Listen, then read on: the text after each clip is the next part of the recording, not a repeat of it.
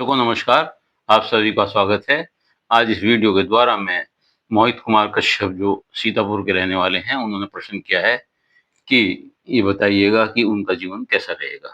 उनके द्वारा बताए गए समय के अनुसार जो उनकी कुंडली बनती है, वह कुंभ लगन की कुंडली बनती है और जो ग्रह स्थिति है वो आपके सामने इस प्रकार है।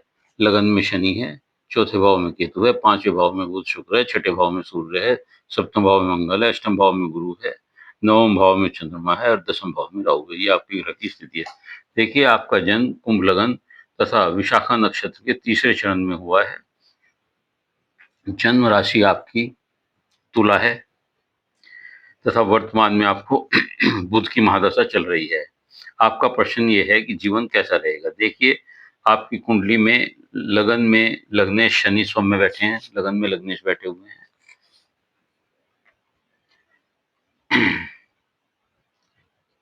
और जहां से शनि सातवीं दृष्टि से आपके पति पत्नी स्थान को देख रहे हैं और कर्म दैनिक रोजगार के भाव को देख रहे हैं तथा 10वीं दृष्टि से दशम भाव को देख रहे हैं, जो आपकी आमदनी का भाव है, सरकारी नौकरी का या किसी भी तरह के कारोबार का भाव है, देख रहे हैं। आपकी सप्तम भाव की स्थिति इसलिए ठीक नहीं है कि सप्तम भाव में मंगल भी है और सप्तम भाव में शनि की दृष्टि भी पड़ रही है। आप मंगली भी हैं और सप्तम भाव का स्वामी सूर्य अपने से 12वीं बैठा हुआ है और छठे भाव में भी बैठा हुआ है।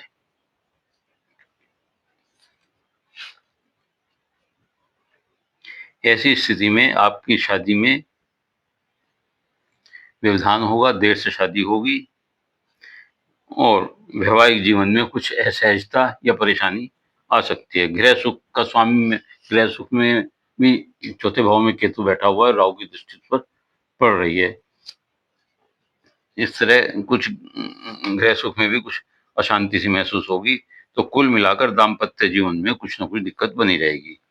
शनि लगन में बैठकर क्या करते हैं, ये तो मैंने आपको एक पक्ष बताया आज मैरिटल स्टेटस का आपके, लेकिन आपका जीवन कैसा रहेगा उसके बाद आपका जीवन सब ठीक है वो बताना चाहता हूँ। शनि लगन में बैठकर मजबूत इरादे वाला बनाता है, बुद्धिमान बनाता है।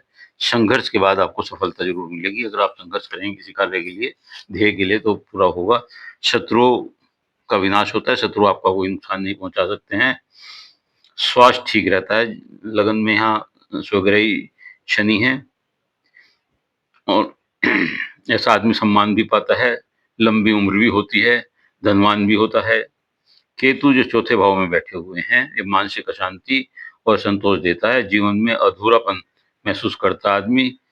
केतु का उपाय करें। केतु के उपाय के लिए आप गणपति जी की पूजा करें, गणपति जी पर दूसरा चढ़ाएं, मंदिर में पताका लगाएं और सफेद तिल का दान करें। देखिए, कुल मिलाकर आपकी जो पत्नी स्थान है और उससे जुड़ा हुआ गृह सुख स्थान है, ये दोनों थोड़े से डिस्टर्ब हैं। बाकी ठीक है। तो इसके लिए आपको उपाय करने पड़ेंगे। पंचम भाव मूल त्रिकोण में बुध और शुक्र बैठे हुए हैं। मूल त्रिकोण है, पंचम भाव है, कुंडली में सबसे जानदार और विशेष घर होता है मूल त्रिकोण में। इसमें ये दो ग्रह बैठ करके लक्ष्मी नारायण योग बना रहे हैं, जो आपको जीवन में सब सुविधाएं, मकान, वाहन, संपदा, स्टेटस, मान मर्यादा, इज्जत, सब कुछ, समाज में प्रतिष्ठा, सब देंगे। तो इस प्रकार आपका जीवन वैसे तो ठीक रहेगा, लेकिन घरेलू स्थिति आपकी थोड़ी सी गड़बड़ रहेगी। इसके अलावा आप देखिएगा कि शुक्र यहाँ बैठे हुए हैं, लग्न देखें तो भाग्येश होकर के, सुखेश होकर के पंचम भाव में बैठे हुए हैं। ये अच्छी स्थिति है।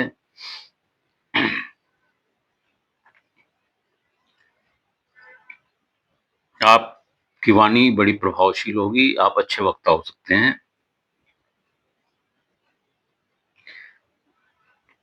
और जैसे जैसे आपकी स्थिति उम्र बढ़ेगी, आपके पास धन की स्थिति बेहतर होती चली जाएगी।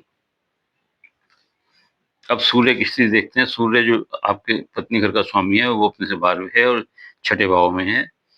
तो ये यहाँ पर बैठ करके पत्नी संबंधों में तो थोड़ा सा असहजता लाता है, लेकिन यहाँ शत्रु विनाशक है। शत्रु आपका कुछ नहीं बिगाड़ सकते। पेट की हड्डियों की, हृदय की ये बीमारियां, सूर्य हृदय होता है, सूर्य से इस तरह की समस्या हो सकती है और आपको ये सूर्य यहाँ अहंकारी बनाता है। इसके अलावा और कोई परेशानी आपको नहीं होती। मंगल सप्तम भाव में है, बैठकर मंगली बनाता है। लेकिन साथ साथ चतुर्थ दृष्टि इसकी कार्य भाव पर है, दसम भाव पर है, और लगन पर है, और धन स्थान पर है।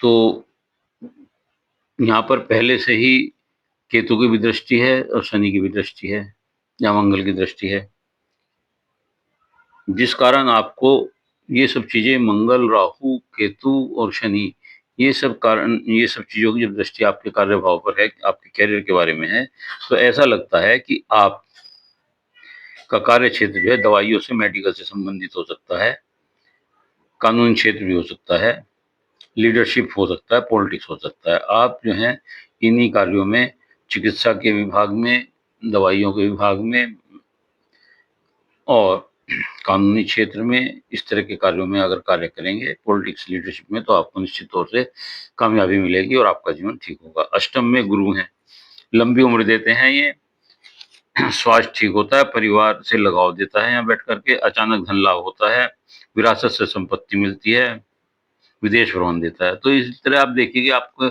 सोशल स्टेटस भी होगा, आपको धन संपदा की, लक्ष्मी नारायण के योग से कोई कमी नहीं रहेगी, सब चीजें होंगी, विदेश भ्रमण भी होगा, लंबी उम्र होगी, मान सम्मान होगा। तो कुल मिलाकर के आपका जीवन ठीक रहेगा। बस थोड़ा सा आपको अपने घर को बैलेंस करना है विनम्रता के साथ। नवम भाव में भाग्य स्थान में चंद्रमा है।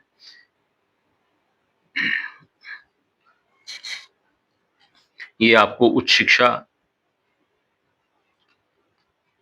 और सही गलत का निर्णय लेने की क्षमता देता है। यहाँ पर शिव पर दूध चढ़ाएं सोमवार को, तो लाभ होगा।